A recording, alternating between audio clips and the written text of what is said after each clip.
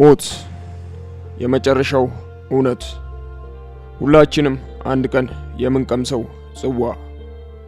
አንድ ሰው ከፎቅ ላይ ቢወድቅ ወይም ደግሞ ባህር ውስጥ ሰምጦ ቀናት ቢቆይ በሕይወት ይተርፋል ብሎ ማሰብ እብደት ነው። ነገር ግን ዓለም ሕጎቿን የምትሽርበት ጊዜ አለ።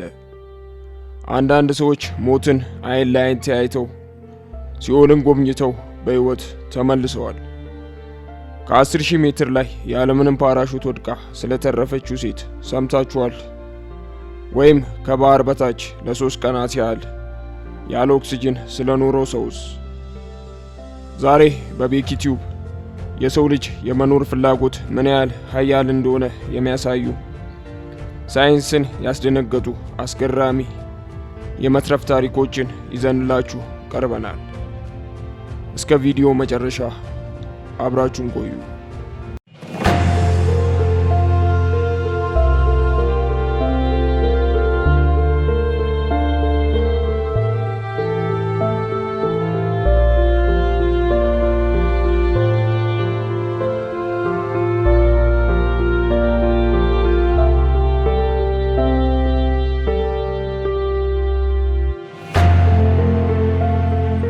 ታሪኩ ወደ 1972 እንደ አውሮፓውያን አቆጣጠር ይወስደናል።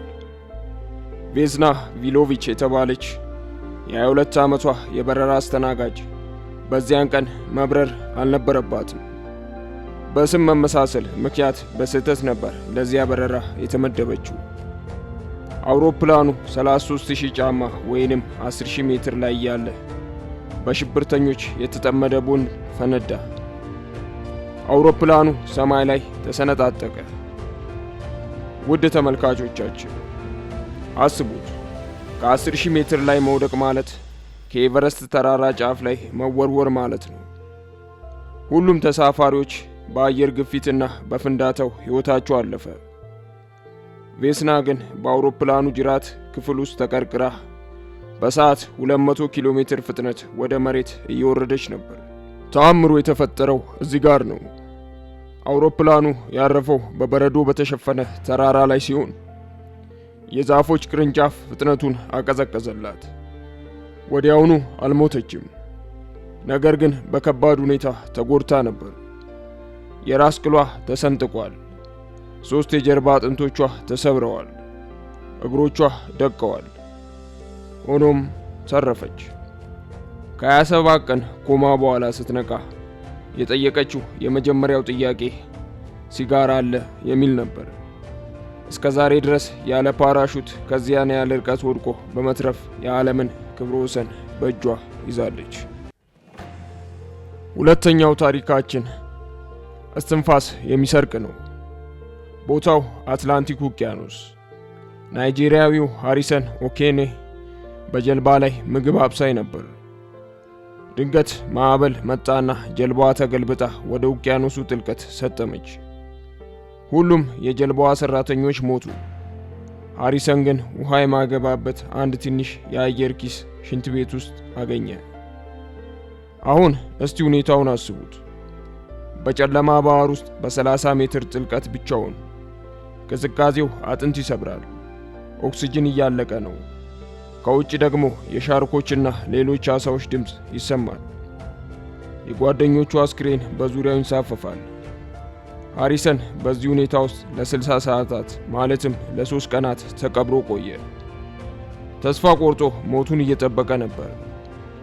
በ3ኛው ቀን አስክሬን ለመልቀም የመጡ ጠላቂዎች ተመለከተ። የዳይቨሩን እጅ ሲነካው ዳይቨሩ በድንጋጤ ሊሞት ምንም አልቀረውም ነበር። ምክንያቱም ሰው ይኖራል ብሎ አልገመቱም።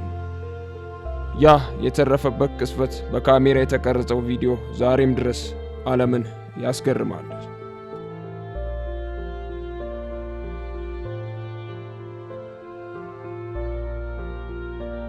የሰው ልጅ በሕይወት ለመኖር ሲል ምን ያህል መስዋዕትነት መክፈል ይችላል? የዚህም መልስ የሚሰጠን አሮን ራልስተን ነው። አሮን ተራራ ወጪ ነው። በ2003 እንደ አውሮፓውያን አቆጣጠር ብቻውን ካኔን ውስጥ ሲጓዝ አንድ ትልቅ አለት ተንሸራቶ ቀኝ እጁን ከግድግዳው ጋር አጣበቀበት። ማንም የት እንዳለ አያውቅም። ስልክ አይሰራም። ውሃ እና ምግብ አልቋል። ለ5 ቀናት ያህል ድንጋዩን ለመግፋት ሞከረ፣ አልቻለም። በመጨረሻም አንድ አማራጭ ብቻ ቀረበለት። ወይ እዛው ተርቦ መሞት ወይ ደግሞ እጁን ቆርጦ ወደ ቤቱ መሄድ። ያለማደንዘዣ በኪስ ቢላዋ የገዛ እጁን አጥንት ሰብሮ ስጋውን ቆርጦ ሕይወቱን አተረፈ።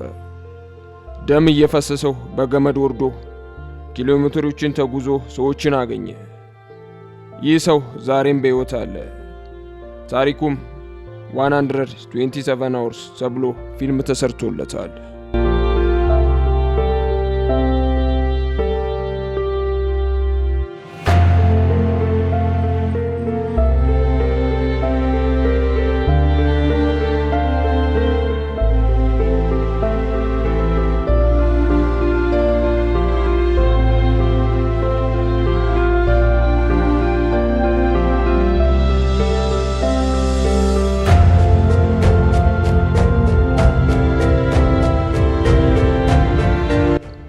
ወደ አራተኛው ታሪክ ስንሄድ ከውሃና ከቅዝቃዜ ወጥተን ወደ እሳት እንገባለን።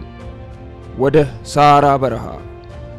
ጣሊያናዊው ማውሮ ፕሮስፔሪ በ1994 ማራቶን ዲስ ሳቤልስ በተባለ የ6 ቀን የውድድር ሩጫ ላይ ለመሳተፍ ነበር ወደ ሞሮኮ የሄደው። በውድድሩ መሃል ግን አስከፊ የአሸዋ ማዕበል ተነሳ። ማውሮ መንገድ ጠፋው። ለ9 ቀናት በሚያቃጥል ፀሐይ ያለ ምግብና ውሃ ብቻውን ተቅበዘበዘ። በሕይወት ለመቆየት ያደረገው ነገር ግን ይከብዳል። የተተወ የሙስሊም መቃብር ቤት ውስጥ ገብቶ የሌሊት ወፎችን እያደነ አንገታቸውን በመበጠስ ደማቸውን ጠጣ። የራሱንም ሽንት ለመጠጣት ተገደደ። በጣም የሚገርመው ክፍል ግን ይህ አይደለም። በአራተኛው ቀን ተስፋ ቆርጦ በክብር ለመሞት ሲል እጁን በቢላዋ ሰንጥቆ ሕይወቱን ለማጥፋት ሞከረ።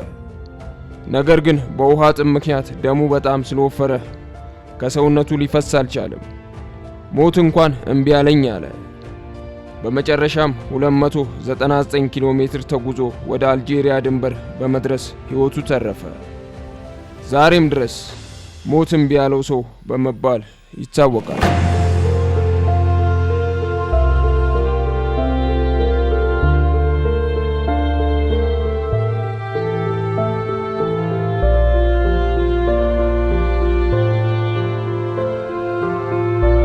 የመጨረሻውና አምስተኛው ታሪካችን ሳይንስን የሻረ እውነተኛ ትንሣኤ ነው።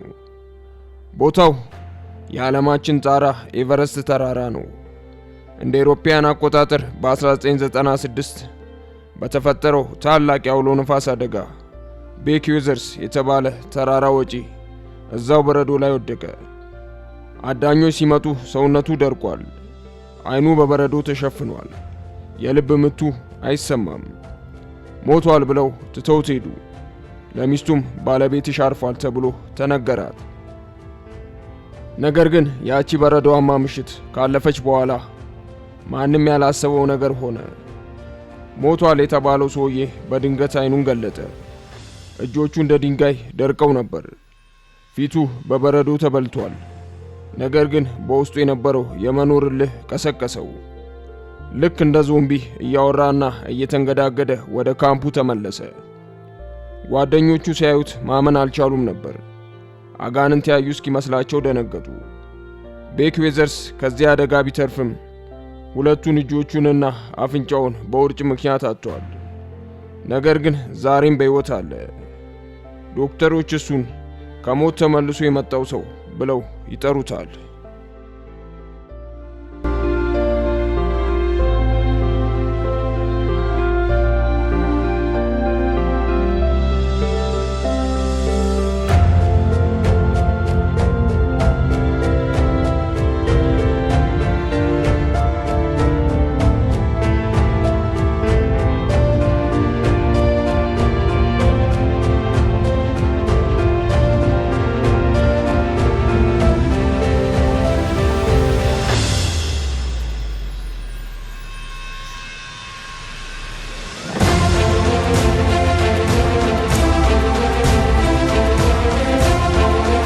በበረሃው አሸዋ እስከ ኤቨረስት በረዶ።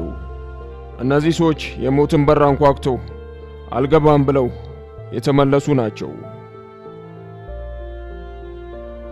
ውድ ተመልካቾቻችን፣ እነዚህ ሰዎች ጀግኖች ብቻ አይደሉም፣ ተስፋ የመቁረጥ ጠላቶች ናቸው።